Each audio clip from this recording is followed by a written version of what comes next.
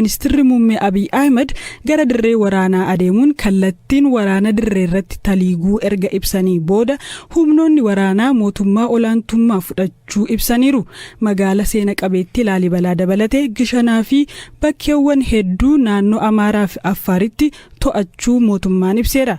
Durataan TPLF Dr. Dabratsiyoon Gabra Mikaa'el ibsa kaleessa kennaniin naannoo Amaaraa fi Affaar keessaa humna isaanii baasuu himaniiru. Humnoonni mootummaa garuu lolaan mo'amaniitii akkana jedhu jechuun himu. Gama kaaniin har'a guyyaa keessaa dubbii himaan TPLF Geetaachoo Raddaa lola cimaa gaggeessaa akka jiranii fi morkattoota isaanii irra aanaa akka jiran ibsanii turan. Erga mootummaan bakkeewwan murteessoo ta'an kanneen to'achuu ibsee booda gama TPLFin wanti jedhameen jiru. Gaafa Sanbataa Kamisee to'achuu kan hime mootummaan federaalaa Dasee fi Kombolchaan ala Baatii, Qarsaa, Garbaa fi Dagaa bakkeewwan jedhaman to'achuu ibseera. Akkasumas aanaa Harbuu guutummaan guututti to'achuu hime. Waraanni kaaba Itoophiyaatti erga jalqabee waggaa kan darbe yoo ta'u sababa lola kanaan lammiileen miliyoona 9 ol deeggarsa nyaataaf saaxilamaniiru jedheera UN. Lammiileen miliyoona 2 ta'an qeerraa yoo buqqaan uummanni 400,000 ol ta'u immoo haala beela fakkaatu keessa jira jedha dhaabbatichi.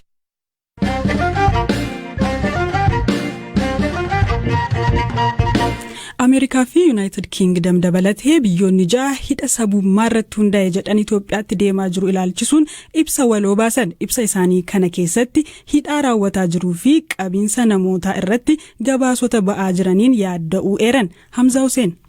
Biyyoonni kunneen ibsa waloo isaanii kanaan gabaasaawwan hidhaa namootaa saba irratti bu'uureffate jechuun mootummaa Itoophiyaa himataniin yaadda'uu himan. Ibsa waloo kana kabaasan Ameerikaa, UK, Austraaliyaa, Kanaadaa, Denmaarkii fi Neezerlaandsidha. Biyyoota kunneen keessaa gara caaluu lammiileen isaanii magaalaa Finfinnee akka gadhiisanii bahan watwaataa turan.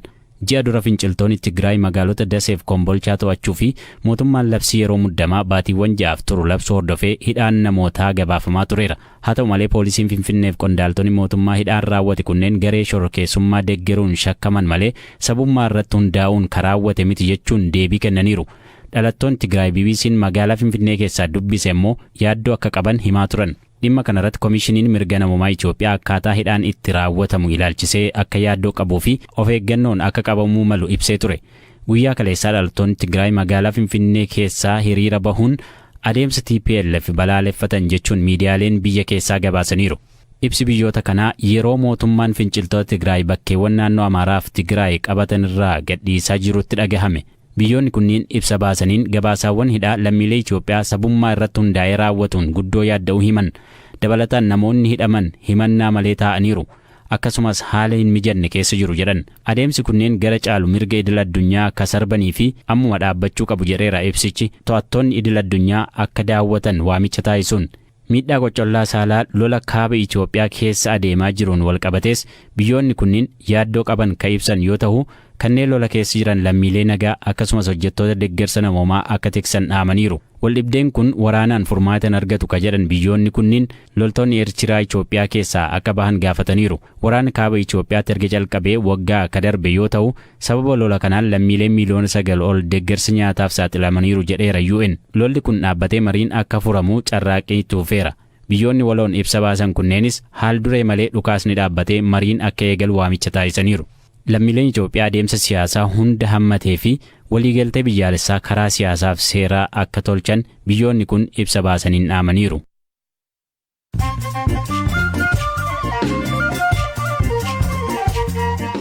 Dhaggeeffattoota keenya amma immoo oduulee gaggabaabootaan darba. Mootummoota gamtoomanitti sagantaa nyaata addunyaa WFP deeggarsa baatiiwwan dhufan 6 keessa Itoophiyaatti dhiyeessuuf hanqinni maallaqaa mudachuu beeksise. Hanqinni maallaqaa kun deeggarsi dhaabbatichi lammiilee Itoophiyaa miliyoonotaan lakkaa'amanii fi baqattoota akkasumas kanneen nyaata madaalawaa barbaadan irratti dhiibbaa qabaachuu hime. Manni murtii Myanmar hooggantuu biyyattii duraanii Aung San Suu Kyi hidhaa waggaa 4 adabe. Himannawwan 11 kan irratti dhiyaate hooggantuun kun himannaa jalqabaatiin hidhaa waggaa 4 akka adabamtu irratti murtaa'eera. Himannawwan hafaniin yoo irratti murtaa'e umrii ishee guutuu mana hidhaatti dabarsuu malti.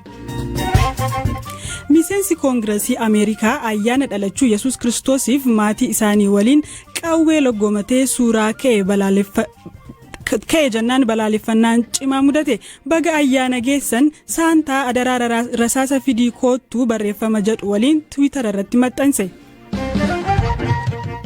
Paakistanitti lammiin Sri Lankaa amantii arrabsuun shakkame daboodhaan haala suukkaneessaan jimaata darbe reebamee erga ajjeefameen booda reeffa isaatti abiddi qabsiifame. Ajjeefamuun namticha kanaa Paakistaniif Sri Lankaatti hiriira mormii kaaseera. Oduuleen gabaaboo kanuma.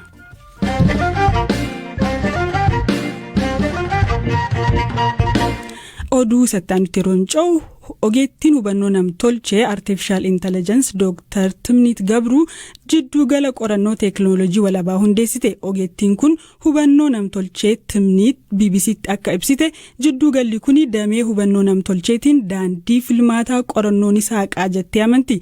Dhaabbatichi garaagarummaa akkamii fiduu malaa kan jedhus dubbatteetti.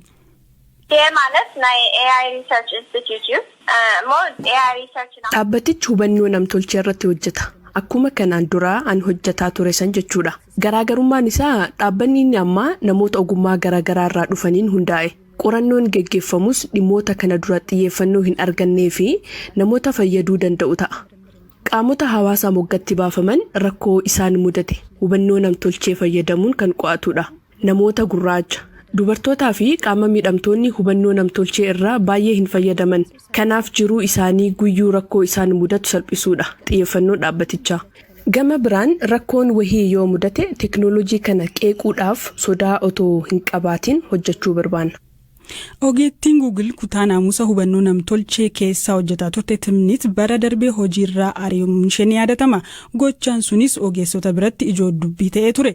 Jidduu galli amma Timnit hundeessite kunis Distributed Artificial Intelligence Research jedhama. Hubannoo namtolchee kun maaliif fayyadaa kan jedhu ogeettiin kun akkanaan ibsiti. Hubannoo namtolchee haqa qabu yeroo jennu teekinooloojii namarratti miidhaa hin dhaqqabsiisne jechuudha. Teekinooloojiin namoota muraasa fayyadee namoota baay'ee miidhu akkamiin fooyyessina kan jedhu irratti qorannoo taasifna. Fakkeenyaaf godaantonni Eertiraa fi Itoophiyaa gara biyyaa yeroo galan gara biyya isaanii akka deebi'an godhuuf hubannoo namtolchee fayyadamuun isaan hordofu. Haasaa isaanii bifa isaanii dabalatee akka yakkamatti isaan hordofu. Kun anaaf dhimma naamusa qabu miti. Kanaaf akkamiin teekinooloojii dhaabota muraasaa osoo hin taane kan waraanaaf oolu osoo hin taane teekinooloojii addunyaa fayyaduu danda'u irratti qorannoo geggeessina.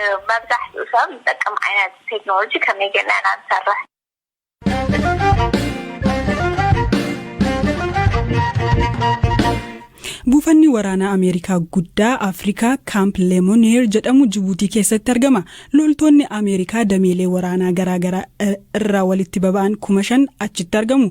Biyyooti biroo 5 buufata waraanaa Jibuutii keessaa qabu. Chaayinaadhaan alatti hunduu Ameerikaa waliin hojjetu. Koomaandarri buufata waraanaa Jibuutii jiru kana Meejor Jeneraal Wiiliyaam Zaanaa barbaachisummaa buufatichaa akkasiin ibsu.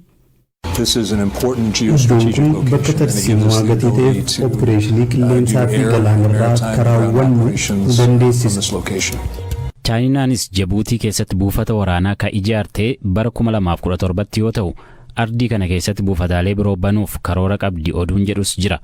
Commander William garuu Chaayinaan buufata waraanaa babal'ifachuu irratti shakkii qabu.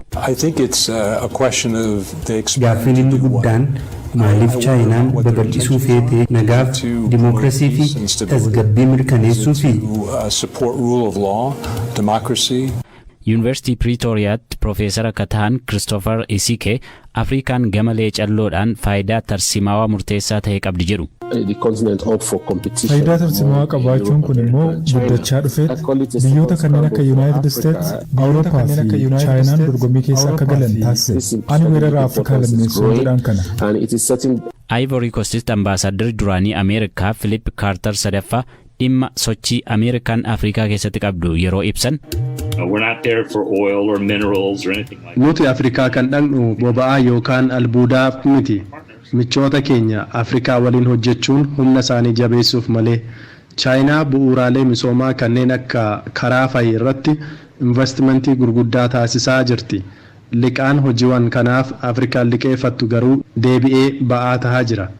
Gama biraan Instituutii Imaammata Afrikaa irraa Profeesar Peter Kakwanja Ameerikaan buufata waraanaa dabalatee dhiibbaa siyaasaaf dinagdee sababa itti taasiftu yeroo ibsan. The purpose of that is to kind of create a Ameerikaan dhaabota ishee gurguddaa naannoo Afrikaa kana keessa jiraniif haala mijataa uumuu barbaaddi. Kunis immoo waan biraaf dhimma daldalaati malee. Chaayinaan qarshii dhimma barbaaduuf kennitu osoo hin taane waan biyyoonni Afrikaa gaafataniif. Kun dhimma liqaa osoo hin taane Afrikaan akka biyyoota biraa addunyaa akkamiin guddattii kan jedhudha. Falmiin liqaa gaafa ka'e maaliif dhimmi Afrikaa akka ijoo dubbii ta'u naaf hin galu. Ameerikaan illee liqaa Chaayinaa irraa fudhattee fi hin kaffallee qabdi.